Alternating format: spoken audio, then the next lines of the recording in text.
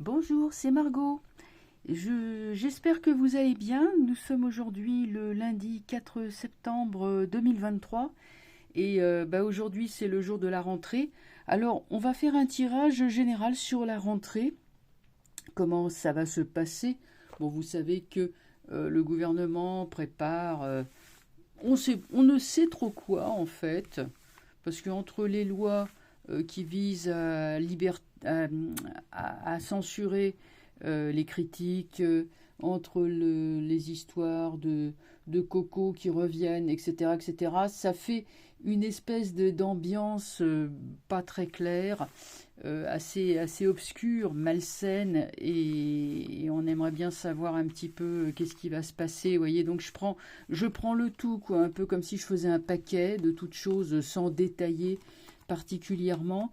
Mais moi, c'est vrai, ce que je vois, c'est une espèce de nuage noir, moche, vous voyez, malsain, quoi. Euh, il y a les gens de l'autre côté, hein, donc on va regarder un petit peu qu'est-ce qu'on peut attendre de cette situation, qu'est-ce qui va se passer, hein. Donc là on veut la rentrée, hein, la rentrée c'est quoi? C'est maintenant et le futur proche. Donc on va regarder ça.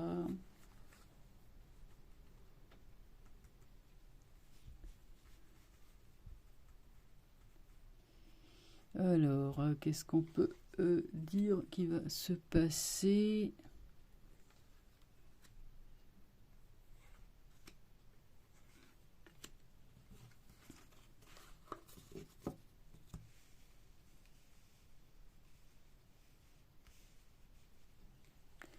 Alors j'ai quoi? L'amoureux. Bon, l'amoureux, là, on sait pas trop. On attend, on hésite. On se dit, bon, là, c'est encore les vacances. Vous voyez, les gens sont là. Tiens, bah voilà, j'ai eu du soleil. Là, ils sont en train de parler. Là, on est en train de se retrouver près de la machine à café, tout ça. Bon, pour l'instant, les gens sont encore détendus. Enfin, c'est relatif, hein, vu la situation, mais sont quand même encore détendus. Bon, nous avons évidemment un gouvernement qui n'entend personne, qui a décidé de contrôler tout le monde. Bon, déjà, c'est pas génial. Le chariot, bon, c'est toujours pareil, c'est le bâton. Enfin, il y a beaucoup de bâtons et peu de carottes, hein. La menace de répression, si vous bougez une oreille, attention, on va faire ci, on va faire ça. Bon, mais c'est renversé. Tempérance, bon, de la com, toujours pareil, c'est de la com, du blabla et pas grand-chose derrière. Toujours cette menace de répression. Alors on couvre. Bon, pour l'instant, pas grand-chose. C'est-à-dire que c'est l'espèce de train-train habituel, hein, de gouvernance par l'anxiété. Voilà. Bon, attends, comment j'ai fait ça? Oui. Alors, voyons un petit peu ce que ça va donner par la suite. Ermite renversée. Bon, là, je prévois quelqu'un qui était considéré, je dirais, une personne de bon conseil qui va s'avérer tout à coup indisponible ou disparaître, ne plus être là, ne plus être sur le devant de la scène. Alors, qui c'est, j'en sais rien. Euh, un homme d'expérience, peut-être. Bon, on va bien voir. Le monde. Bon, force et monde, bon, qu'est-ce qu'on peut dire? Les forces internationales qui œuvrent pour faire taire cet homme, qui serait un homme de médecine, vraisemblablement, un conseiller, enfin quelqu'un qui a toujours été près des gens. Il y a toujours l'impératrice. Bon, il y a une femme qui est au-dessus, hein, qui a le pouvoir. Est-ce que c'est la charmante épouse? Est-ce que c'est Ursule? Bon, est-ce que c'est toujours cette bande, quoi? Ou alors la présidente Christine du FMI? Ouais, c'est ça, FMI. Le pape. Oh, il n'y a pas grand-chose qui se passe, honnêtement. Je vais regarder qu'est-ce qui arrive à l'ermite.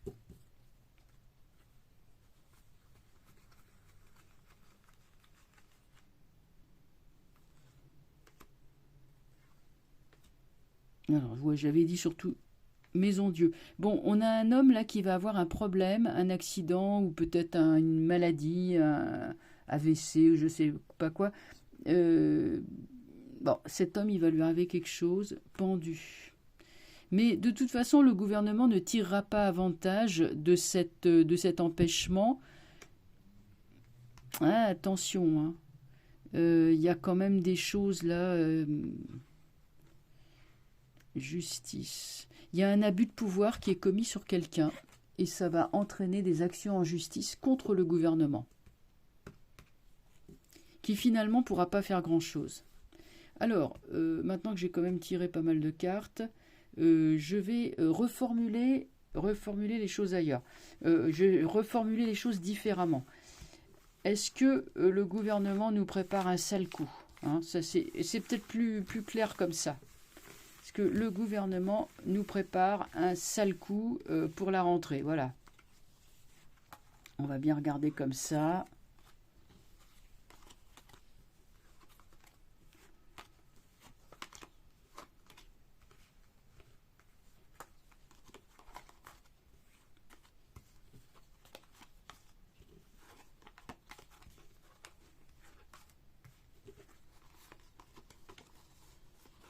Alors, voyons un petit peu. Est-ce qu'il nous prépare un sale coup pour la rentrée?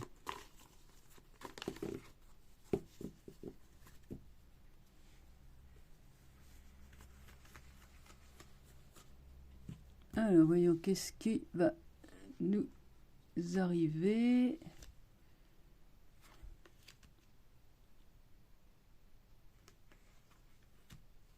Alors, le pendu.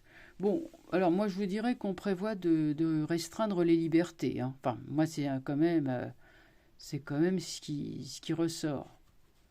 Le pape. Donc là, on va nous faire beaucoup de com en nous disant que c'est pour notre bien. Après, ça va pas marcher. Le battleur est renversé. Déjà, le pendu est renversé, donc je suis pas sûr que ça marche.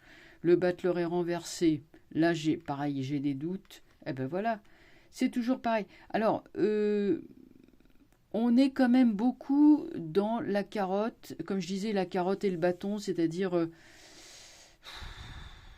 une fois de plus, on est dans la com, hein. C'est quand même, pour faire passer la pilule, c'est des bons prétextes, etc. Sauf que quand même, ça fait un peu du déjà vu. Je pense que vraisemblablement, ils vont se servir d'une résurgence supposée du zouzou pour essayer de nous brimer. Revoilà le peuple renversé. Donc c'est bien, on essaye bien de brimer le peuple.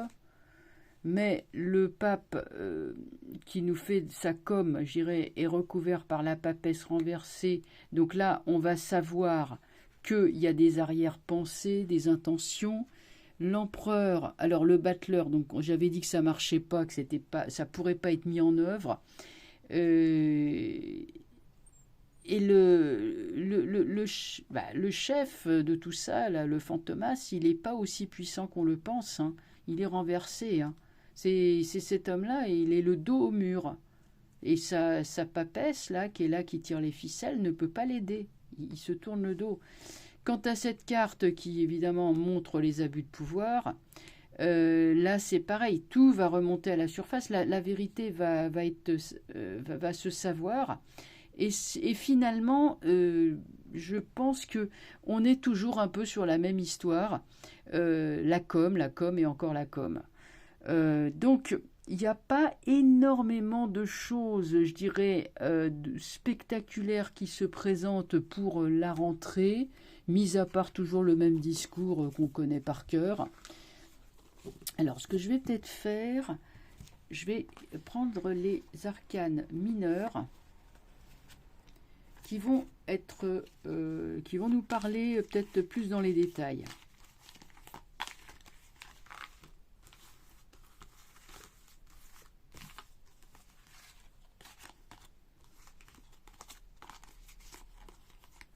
J'ai toujours beaucoup de gens qui sont très inquiets et puis qui me contactent, voilà, en me disant est-ce que à quelle sauce on va être mangé, etc., etc. Alors, moi, je ne nous vois pas en plat de résistance, hein. Je vois qu'on essaye de nous faire rentrer dans la marmite en nous persuadant qu'on va y être très bien, mais au final, si on choisit de sauter dans la marmite, c'est la peur, hein, qui va nous y pousser, mais sinon de nous-mêmes, on va pas y aller.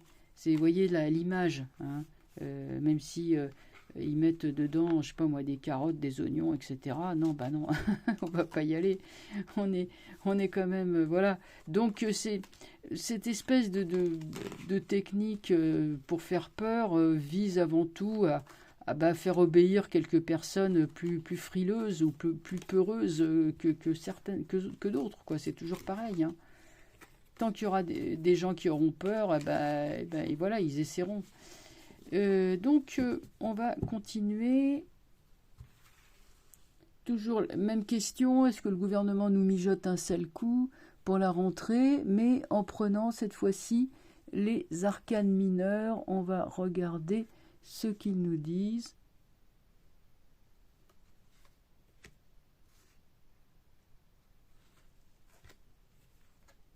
Alors, j'ai le cavalier de bâton,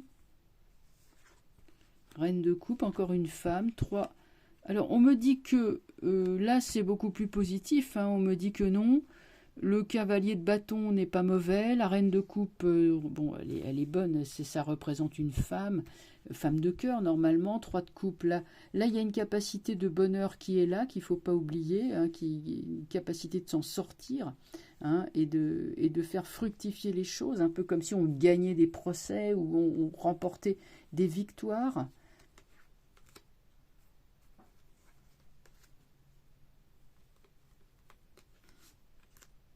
Alors, qu'est-ce qu'on a? Tiens, celle-là.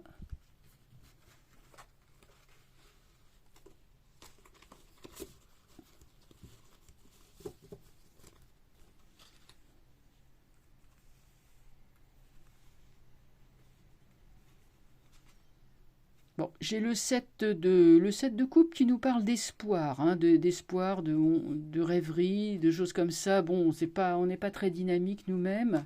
Après, j'ai l'as de coupe qui est bon, qui montre que dans nos fondements, dans nos foyers, on n'est pas touché, on n'est pas ébranlé. Il y a 9 de coupe, ça c'est une très jolie carte de bonheur également. Et le 5 de bâton, par contre, c'est la bagarre. On n'obtiendra rien sans bagarre, bagarre sur le plan juridique, etc. Donc on a la chance avec nous et la bagarre comme moyen d'action. Bon, moi je trouve que c'est quand même un jeu assez sympa, même très sympa, avec les mineurs. Et ce que je vais faire également, alors voilà, ça c'est les majeurs. Donc les mineurs sont là, les majeurs sont...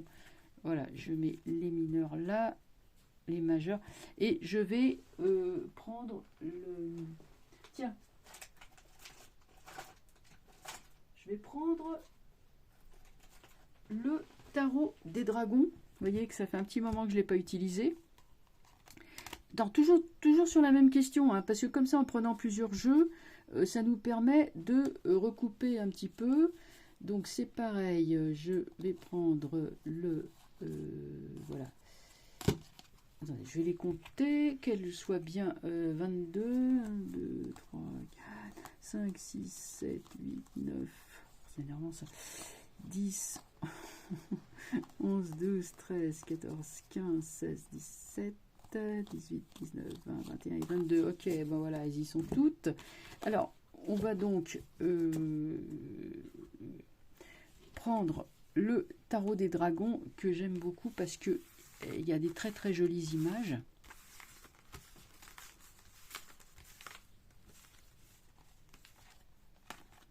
Ça s'appelle le tarot du dragon celtique, si je me souviens bien. Et on peut le trouver en vente, voilà, sur le web. Alors on va donc lui demander, bon, est-ce que le gouvernement nous mijote un coup fourré, un sale coup pour la rentrée?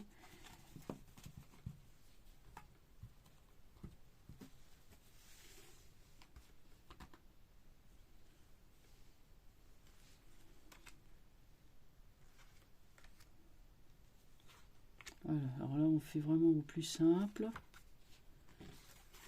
Et on va voir ce qu'il nous dit. Ouais, j'ai l'empereur renversé. Alors, l'empereur n'a pas le pouvoir. C'est clair, il n'a pas le pouvoir. C'est un homme de pouvoir, mais qui n'a pas le pouvoir. Alors, c'est un homme, bon, il y a des enfants autour de lui, etc. Là, vous voyez, il est protecteur, il est débonnaire, comme on dit, sympa et tout. Donc ça, c'est un monarque bienveillant et rassurant. Mais là, bon, renversé, franchement, si il n'est pas à sa place. Donc la lune représente le peuple, représente les forces qui sont là et qui protègent, vous voyez, comme un cercle de lumière qui protège quand même les choses essentielles. Hein. Nous sommes quand même dans une bulle de protection qui est voulue par le divin. L'ermite nous demande de passer au crible tout ce qu'on nous raconte et évidemment de ne rien prendre pour argent comptant. On nous demande aussi d'écouter notre voix intérieure en nous retirant dans la solitude si c'est nécessaire, de faire des balades dans la nature, etc., afin de bien se connecter à notre monde intérieur, parce que les messages vont affluer. La lune et l'ermite ensemble, c'est beaucoup de messages qui viennent de l'intérieur. Et l'amoureux, alors c'est bien, hein, alors l'amoureux, évidemment, ça représente une relation amoureuse, mais c'est surtout que le feu et l'eau se rejoignent. C'est-à-dire qu'en fait, des choses qui paraissent, comment dirais-je, incompatibles, c'est-à-dire comment être libre avec un gouvernement pareil qui voilà, et qui n'arrête pas de faire des abus, eh bien nous allons arriver à réconcilier en fait deux opposés, deux extrêmes, le feu et l'eau, pour finalement s'apercevoir que nous pouvons rester libres malgré tout dans nos têtes et donc dans nos comportements par rapport à l'empereur qui est renversé. Donc l'empereur renversé n'a pas de pouvoir réel, parce que s'il l'avait, ça se saurait en fait. Hein. Lune et ermite nous annoncent que nous avons bien un cercle de protection de toute façon qui est là autour de nous. Nous sommes protégés, le divin est là. Et l'ermite nous demande de bien réfléchir à tout ce qui peut se présenter, de lire, de nous instruire, de nous informer intelligemment, évidemment, hein, de ne pas prendre pour argent comptant, voilà, comme je vous dis, je ne vais pas répéter les trucs, pour pouvoir arriver à cette conviction que nous pouvons dépasser cette situation assez inconfortable finalement dans laquelle nous sommes, parce que nous voulons notre liberté, hein, et comment l'acquérir, voilà, alors comment l'acquérir, puisqu'il y a quand même un intense désir de se rejoindre pour deux parties qui sont incompatibles, et pourtant avec la tempérance, bon, elle est sortie comme ça, bon, enfin écoutez, je sais plus, je crois qu'elle est sortie renversée, mais enfin je m'en fiche, c'est pas très important. Pour la tempérance, il nous parle de justement faire circuler le flot, c'est-à-dire de ne pas se scléroser, de ne pas se figer dans la croyance que oui, ça y est, on est fichu, etc. Non, pas se mettre dans une situation comme ça d'impuissance, mais bien avec la tempérance, se dire d'abord que tout change, tout bouge, et c'est comme ça qu'on peut se sortir justement des situations compliquées. Hein, que ces choses-là, que bon, on n'aura pas 107 ans, ce type-là, voilà, que il est peu probable qu'il rempile une troisième fois. Ça, j'avais déjà regardé une ou deux fois, j'avais vu que non, que ça se ferait pas. Donc voilà.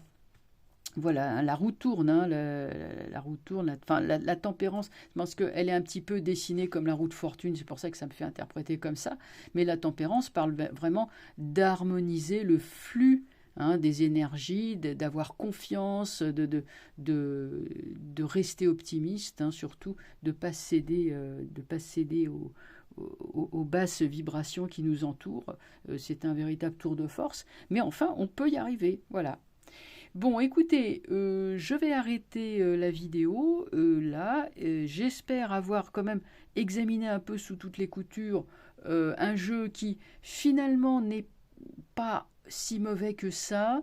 que bon, en face on nous brandit des peurs et des choses comme ça qui finalement sont plus illusoires qu'autre chose. Et donc je crois que c'est le sens vraiment du message que nous apporte le tarot des dragons, voilà, qui est un excellent complément au tarot de Marseille. Voilà, bah écoutez, je vous souhaite une bonne fin d'après-midi et à bientôt donc pour de nouvelles vidéos. Au revoir.